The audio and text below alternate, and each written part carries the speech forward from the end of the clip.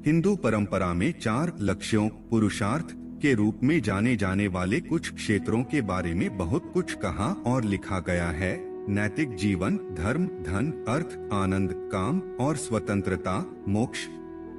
कुछ लोग इन चारों को एक श्रेणीबद्ध क्रम में रखते हैं और मोक्ष को अंतिम लक्ष्य मानते हैं। कभी कभी 4 लक्ष्यों को जीवन के विभिन्न चरणों से पहचाना जाता है और मोक्ष अंतिम चरण से जुड़ा होता है। सुझाया जाता है कि जीवन तब तक पूर्ण नहीं होगा जब तक कि ये चारों लक्ष्य अपनी भूमिका नहीं निभाते। चारों लक्ष्यों को संतुलित करने की बात हो रही है। क्या सचमुच हर किसी से जीवन में ये 4 लक्ष्य रखने की अपेक्षा की जाती है? इन सभी प्रश्नों का जवाब आपको इस प्रस्तुति में पता चल जाएगा। वीडियो के अंत तक बने रहें एवं चैनल पर नए हैं तो कृपया हमारे चैनल सत्य सनातन धर्मार्थ को सब्सक्राइब अवश्य करें। आइए जानें, क्या होगा अगर हम इस धारणा पर सवाल उठाते हुए शुरुआत करें कि ये पुरुषार्थ लक्ष्य हैं। क्या पुरुषार्थों और उनके महत्व को एक अलग तरीके से समझना संभव है? यदि लक्ष्य बाहर से आदेशित किए गए हैं तो उनका कोई मतलब नहीं है। उनमें बल की कमी है और वे प्रभावी नहीं हैं। आप घोड़े को पानी के पास ले जा सकते हैं लेकिन उसे पानी नहीं पिला सकते। यदि घोड़ा प्यासा है तो वह आपके द्वारा उसे पानी तक ले जाने का इंतजार नहीं करेगा, वह स्वयं वहां जाएंगे। यदि मेरे पास किसी चीज की तीव्र कमी है तो मेरा लक्ष्य उसे प्राप्त करना होगा। अगर आपको प्यास नहीं है तो प्यास बुझाना आपका लक्ष्य नहीं होगा। आपके लक्ष्य इस बात से निर्धारित होते हैं कि मुझ में क्या कमी है और मैं क्या महत्व रखता हूँ, न कि इससे कि कोई मुझसे कहता है कि मेरा लक्ष्य क्या होना चाहिए। इसीलिए वेदांत ग्रंथ शायद ही कभी परिभाषित करते हैं कि लक्ष्य क्या है। कभी कभी वे कठ उपनिषद अंतिम स्थिति परागति की ओर इशारा करते हैं, लेकिन क्या इसे हमारा लक्ष्य बनाया जाना चाहिए, यह पूरी तरह से हम पर निर्भर है। उपनिषद बताते हैं कि सत्य क्या है। वे इसे जानने के विभिन्न तरीकों का वर्णन करते हैं। वे सत्य का अनुभव करने के लाभों और इसे अनदेखा करने के खतरों के बारे में बताते हैं। हमें अपना ध्यान उधर केंद्रित करना चाहिए या किसी और चीज पर, यह पसंद का मामला है।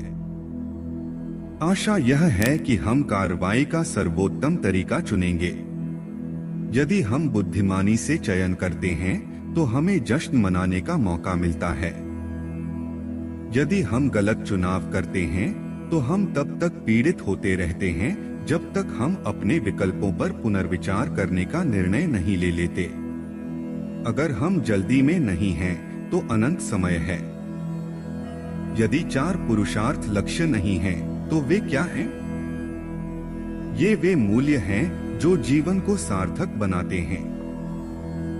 दिलचस्प बात यह है कि संस्कृत अर्थ न केवल धन बल्कि चाह या इच्छा और अर्थ को भी दर्शाता है। इस प्रकार पुरुषार्थ वह है जो हम लोग पुरुष चाहते हैं, अर्थ क्योंकि यह हमारे लिए अर्थ जोड़ता है। जिंदगियां। जब लोगों से पूछा जाता है कि वे क्या चाहते हैं या जीवन में उनका लक्ष्य क्या है तो हमें अलग अलग उत्तर मिल सकते हैं। अधिकांश लोगों के सामने कई लक्ष्य होते हैं, इसलिए हमें एक सूची मिल सकती है, केवल एक के बजाय लक्ष्यों का। इससे कोई फर्क नहीं पड़ता कि लक्ष्य क्या है। हर किसी में जो समानता है वह यह है, खुश रहने की इच्छा और दुख से मुक्त होने की इच्छा। यदि हमें किसी लक्ष्य के बारे में बात करनी है तो वह प्रत्येक जीवित प्राणी के सामने लक्ष्य है, दुख से रहित अनंत सुख। लोगों में मतभेद इस बात को लेकर है कि किस चीज से उन्हें खुशी मिलेगी। इसलिए वे अलग अलग रास्ते अपनाते हैं और अलग अलग चीजें आजमाते हैं। इन सभी तरीकों को 4 व्यापक श्रेणियों में बांटा जा सकता है। पहला समूह उन लोगों का है जो महसूस करते हैं कि यह धन ही है जो उनके लिए खुशी के लिए आवश्यक संसाधन जुटा सकता है। धन उनके जीवन में आने वाली बाधाओं को दूर करने में भी मदद कर सकता है। इस प्रकार की सोच समझ में आती है क्योंकि हम देखते हैं कि अमीर लोग जो चाहते हैं वह आसानी से प्राप्त करने में सक्षम होते हैं। तो धन एक मूल्य बन जाता है और धन का पीछा करना जीवन में सार्थक हो जाता है। यह एक पुरुषार्थ बन जाता है। धन लक्ष्य नहीं है, बल्कि जो कुछ भी हमें खुशी देता है उसे प्राप्त करने के साधन के रूप में देखा जाता है। फिर ऐसे लोग भी हैं जो महसूस करते हैं कि खुशी कामुक आनंद से आती है। यह भी एक बिना सोचे समझे की बात है, क्योंकि आनंद और प्रसन्नता के बीच संबंध स्पष्ट है। यह आनंद को एक मूल्य प्रदान करता है और इसका पीछा करना एक सार्थक गतिविधि बन जाता है, जिससे यह एक और पुरुषार्थ बन जाता है, अपने आप में एक लक्ष्य नहीं बल्कि खुशी का एक साधन। जो लोग विचारशील हैं, उन्हें एहसास है कि धन और सुख की लापरवाह अनैतिक खोज अंततः विनाश का कारण बन सकती है। इसे पहचानने के लिए इतिहास पर एक सरसरी नजर भी काफी है। आवश्यकता है अच्छाई और नैतिकता में निहित संयमित जीवन की। मार्गदर्शक सिद्धांतों के रूप में ईमानदारी और जिम्मेदारी के साथ धन और सुख की खोज से बेहतर परिणाम मिल सकते हैं। नैतिक जीवन की अपार शक्ति उन लोगों के लिए स्पष्ट है जिन्होंने धर्म के अनुसार जीने का प्रयास किया है। इस प्रकार धर्म पुरुषार्थ बन जाता है। लोग यही चाहते हैं क्योंकि यह जीवन में मूल्य और अर्थ जोड़ता है। अंत में आध्यात्मिक रूप से जागृत लोग हैं जिनकी धारणा की स्पष्टता से उन्हें मानवीय अनुभव के अंतर्गत आने वाले सूक्ष्म बंधन का पता चलता है। उनके लिए इस बदलती दुनिया में कुछ भी स्थायी मूल्य नहीं है, यहाँ कुछ भी वास्तव में सार्थक नहीं है। उनके लिए जीवन में कुछ भी ज्यादा मायने नहीं रखता है। वे बाहर निकलने और आजाद होने की चाहत रखते हैं।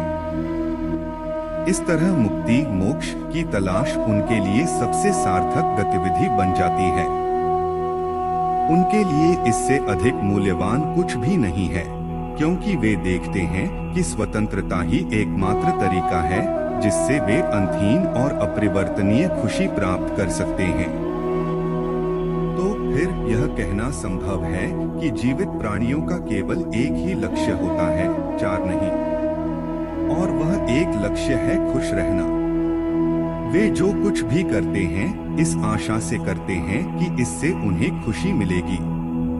छांदोग्य उपनिषद कहता है, यो वै भूमा तत्सुखम नाल्पे सुखमस्ति भूमैव सुखम यदल्पं तन्मर्त्यम यो वै भूमा तत्सुखम न अल्पे सुखम अस्ति भूमैव सुखम यद अल्पं तन्मर्त्यम। अनंत आनंद है। किसी भी सीमित चीज में कोई आनंद नहीं है, केवल अनंत ही आनंद है। परिमित नश्वर है, लेकिन यह सबक सीखने में समय लगता है। तब तक हम संसार की सीमित और नाशवान वस्तुओं में ही खुशी तलाशते रहेंगे और इस बात का रोना रोते रहेंगे कि खुशी टिकती नहीं है। यह जीवन की सामान्यता और ऊब को दूर करने के लगातार तरीकों का आविष्कार करके एक रास्ता पर विजय पाने का एक अंतहीन थका देने वाला संघर्ष है। इस निराशाजनक स्थिति में यह कोई आश्चर्य की बात नहीं है कि धन और कामुक सुख खुशी के प्राकृतिक साधन प्रतीत होते हैं। जब हम नैतिक और नैतिक जीवन, धर्म का जीवन, सार्थक और खुश रहने का बेहतर तरीका खोजने लगते हैं, तो यह एक संकेत है कि मन चीजों को स्पष्ट रूप से देखना सीख रहा है। धर्म उनकी रक्षा करता है जो धर्म की रक्षा करते हैं। धर्मो रक्षति रक्षित खुश स्माइली महाभारत कहता है। जब हृदय धर्म की शक्ति से शुद्ध हो जाता है और मन सभी भौतिक इच्छाओं से शुद्ध हो जाता है तो सत्य तक पहुंचना संभव हो सकता है, जो धर्म और इसके विपरीत अधर्म दोनों से परे है। यह उस उत्कृष्ट क्षेत्र में है जहां अनंत तक पहुंचा जा सकता है और जहां अनंत खुशी पाई जा सकती है। वह खुशी बाहर से नहीं आती, यह स्वयं से आता है और कोई भी कभी भी मेरे स्वयं को मुझसे दूर नहीं कर सकता है। हम आशा करते हैं कि जानकारी अच्छी लगी होगी। वीडियो को एक लाइक अवश्य करें एवं कमेंट में जय श्री कृष्णा लिखना न भूलें। मिलते हैं एक और ज्ञान वर्धक वीडियो में, तब तक के लिए जय जय श्री राम।